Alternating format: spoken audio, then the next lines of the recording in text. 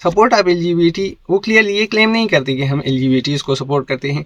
Support का तो claim करते हैं कि हम सपोर्ट करते हैं, लेकिन ये क्लेम नहीं करते कि हम इसकी प्रमोशन करते हैं, यानी इसकी तरफ लोगों को बुलाते हैं।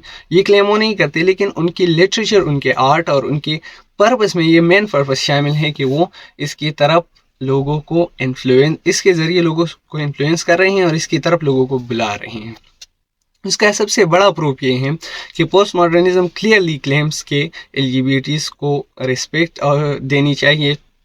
ये बात तो ठीक है, लेकिन ये वो कहते हैं कि इनके लिए ख़ास तौर पर अफेक्शन होनी चाहिए इंसान के दिल में। और इसके साथ साथ अगर हम पोस्ट मॉडर्न राइटर्स पर नज़र दौड़ाएं तो इसमें बहुत सारे राइटर्स ऐसे हैं जो LGBT को सपोर्ट करते हैं, जैसे James Baldwin, Audre Lorde, Alice Walker, Jane Janet, और एक लंबी फहरिस्त है जो पोस्ट मॉडर्न राइटर्स हैं और वो इस नज़रिए को सपोर्ट भी कर रहे हैं और अपने लिटरेचर के ज़रिए से इसे प्रमोट भी कर रहे हैं।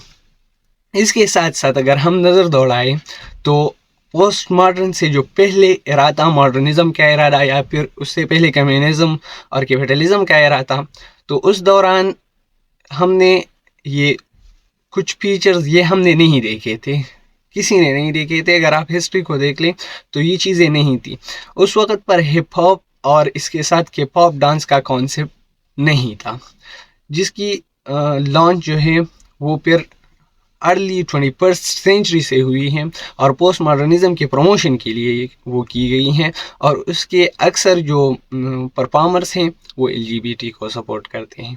अगर हम देखें तो साउथ कोरियन एक कल्चरल डांस था K-pop के नाम से, उसे इंटरनेशनल हाइप दी गई।